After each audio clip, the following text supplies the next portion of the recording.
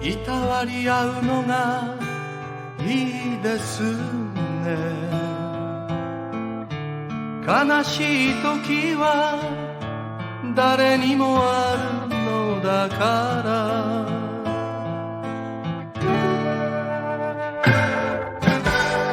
目を伏せた君の隣に座ると、金色の産毛が光っている、透き通るような頬が可愛くて、思わず口づけた昼下がり。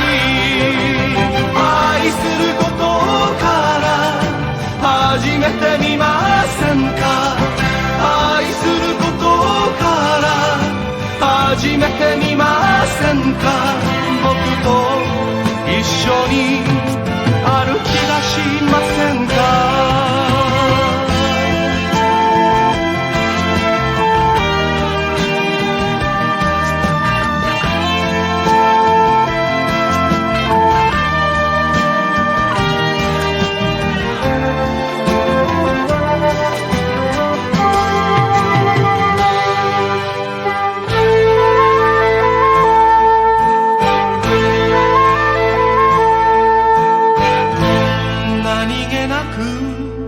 過ぎていくのがいいですね。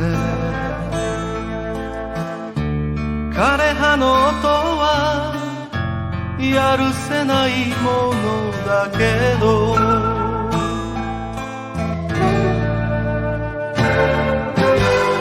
カサカサと踏みしめて歩く君の背中で木漏れ日が遊んでいる。ひと吹きの風にもさらわれそうで、思わず腕を取る街の角。愛することから始めてみませんか。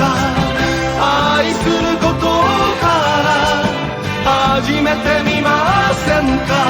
僕と一緒に歩き出しませんか。愛することから始めてみませんか。愛することから始めてみませんか。僕と一緒に歩き出しませんか。